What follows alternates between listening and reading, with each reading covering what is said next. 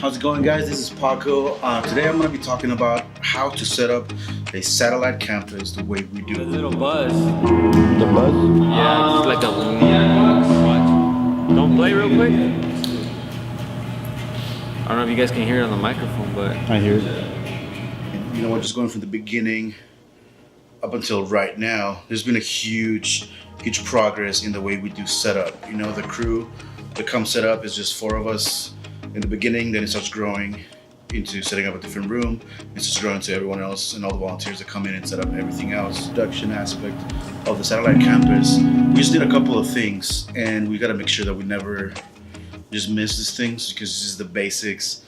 You know, you don't want to keep going back and forth and finding things and kind of replacing things on the spot, which happens a lot. You get to the place, you forgot a small cable, and then you're looking around for a store that can replace it. You're calling some people to bring it for you, or you have to drive back and get it. So first thing on the list for a satellite campus is have a list. You're always gonna have a list of the essentials, the things that you think are not even important.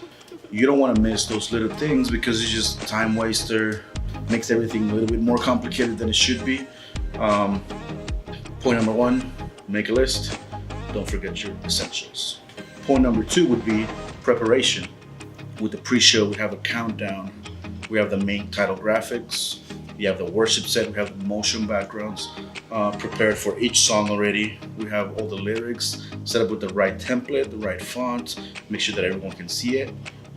You got all your videos set up and all your graphics. So point number two is just prepare ahead of time the entire show. Point number three, just the actual setup. So it looks clean, so everything looks nice and clean. You don't want cable just floating around everywhere.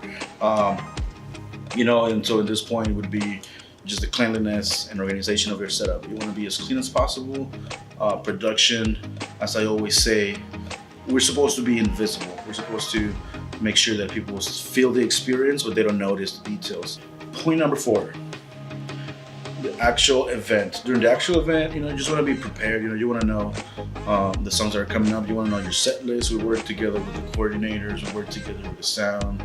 We work together with the band, and just anyone who's actually going to be speaking. Just going to be ahead of the game. You're always going to be prepared for what they're going to say, and the things change on the go, as they do all the time. Just be flexible. Don't beat yourself up. This game is for the long run, and even though you want to be as excellent and as good as possible, things are going to change last minute, and the last thing we need is a panicking production crew. You always want to capture and document what happens at this sort of events, because it's a growing experience.